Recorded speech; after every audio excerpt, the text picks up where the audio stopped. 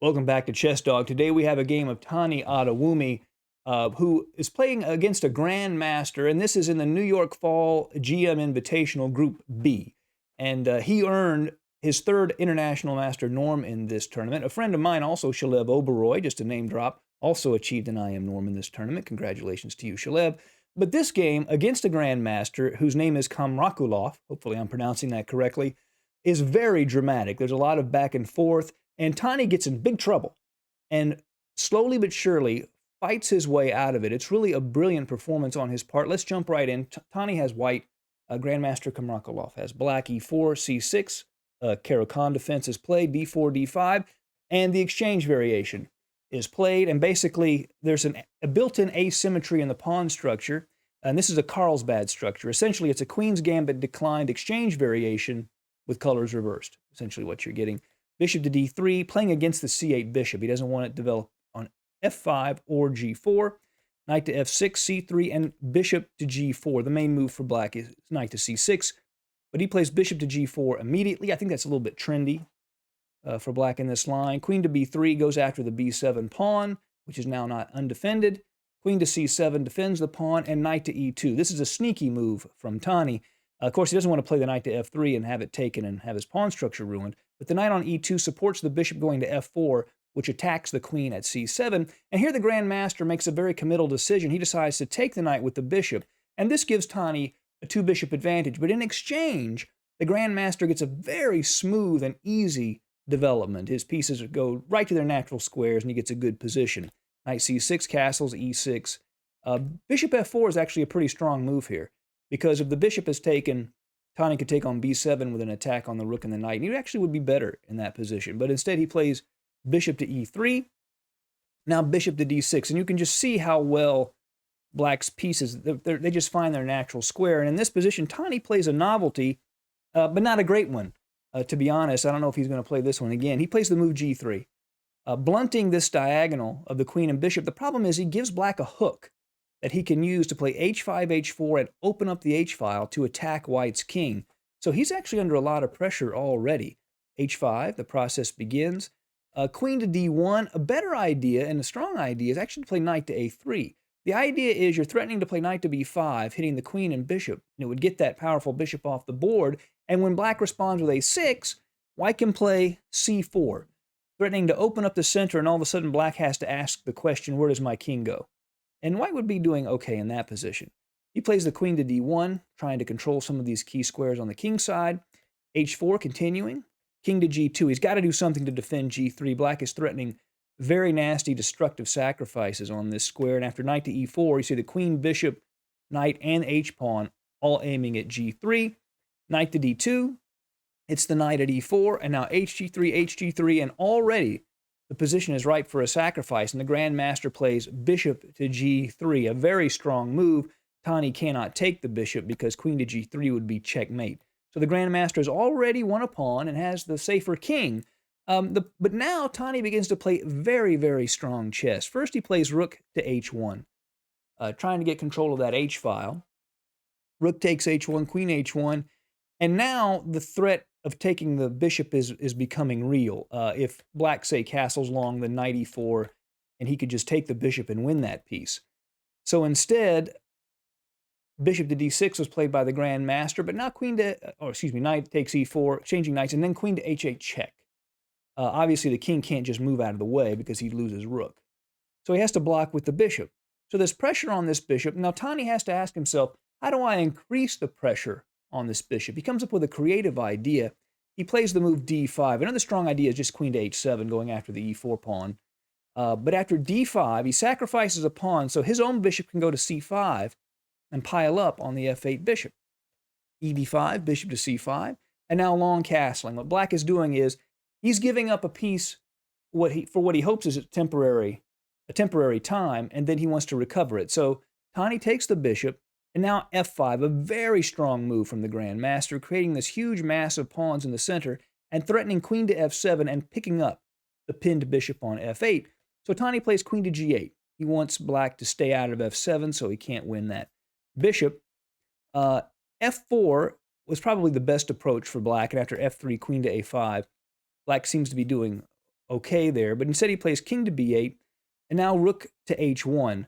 If white just takes on g7, looks like he can do that, right? But then queens are exchanged, and then rook to g8, and the pinned bishop is lost.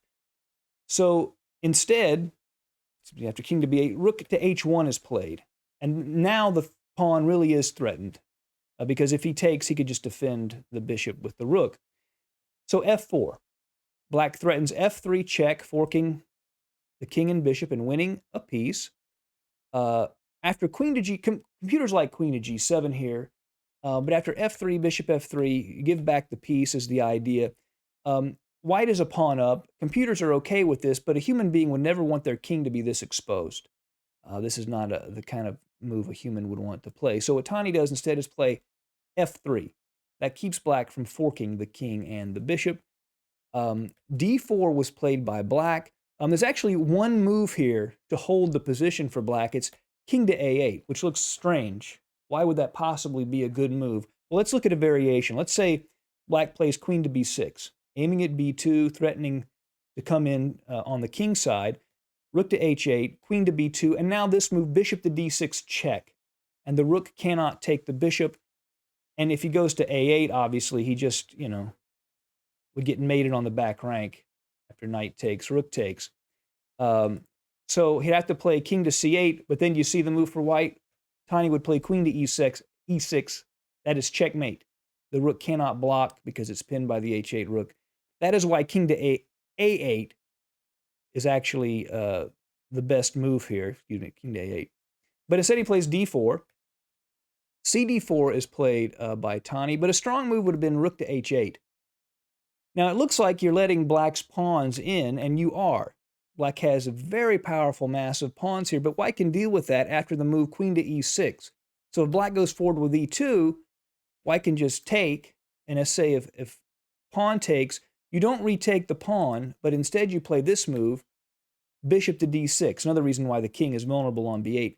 That just pins the queen, and the rook can't take it because the rook is pinned by the rook at h8, so that would just win. Same is true if you play d2, bypassing it, same deal. So rook to h8 would have been quite strong. Tani plays cd4, knight takes, and now rook to h8. ef3 check is played. And here, the best move is bishop f3, just taking the pawn. Tani plays king to f2, and that gives away a lot of the advantage. fe2, then bishop to d6 is still strong. If he takes, then you just take, and then you obviously are just picking up the knight. You can deal with the pawns. But instead, black plays the move king to c8, trying to hold things together. But now bishop to d3 to keep the bishop from being captured, and queen to e5, which looks really strong. Looks like a queen to e3 check, hitting the king and the bishop. But the best move, as it turns out, was queen to b6, aiming at b2 and threatening this discovery against the king on f2. After queen to e5, Tani has a chance to get back in the game, and he does. He plays the move queen to c4, check. Knight to c6 to block that check. And now bishop takes g7, an amazing and strong move. It does a lot of different things. It looks like it's just giving away a bishop, but it is not. When queen takes g7, then bishop to f5, check, and black has a very tough decision to make. If he plays king to b8, then rook takes rook, knight takes rook, queen to c8 is checkmate. So he plays king to c7, but that allows rook to h7, pinning the queen to the king. Rook to d2. Now, white still has to be careful. If Tani plays king f3, then after king to d8, black is escaping, because after rook g7, knight to e5 check would fork the king and the queen. So instead of doing that, Tani plays king to e1, and of course threatens the black rook. Queen takes rook, which he has to. He's going to lose it. Bishop h7, rook b2. And here, a few captures and a few checks. And here, black cannot take on a2 because of queen to f7, double attacking the king and the rook. So he plays a5, and Grandmaster Kamrakulov plays on here. And someone would say, why are you playing when you have down a queen for a rook? It turns out this is not that easy for white to win. And black has a real shot at setting up an impenetrable fortress, despite what Magnus Carlsen might say or think. They do exist, and there's a possible one here. So Tani has to break this position down so black cannot create that fortress. A3, rook to D1. There are a few moves, you know, don't want to get into too many details here. But we'll look here in a second. After this maneuvering, a blunder for white would be bishop takes knight, because then black could play rook to C5 check, and when the king moves, rook takes C6, and this is a fortress. You put this in your computer and it zeros. Black would have a solid fortress, and white could not win this position. So he doesn't take the knight. Instead, Tani plays queen to F2, makes the right choice, rook to C5 check, series of checks continue. He gets his king closer, knight to A7, and here he's able to win some material. Bishop takes B7, and obviously if the king takes the bishop, the rook would hang.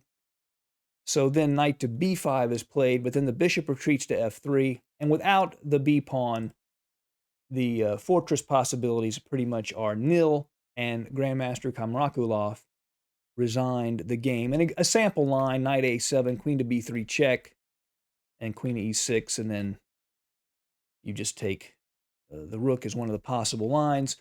Even after this great game from Tani Adewumi, there is still some great chess you're missing out on. To fix that problem, believe it or not, the game you're going to want to take a look at is in this video right here, so make sure to watch that next to see some really mind-blowing chess.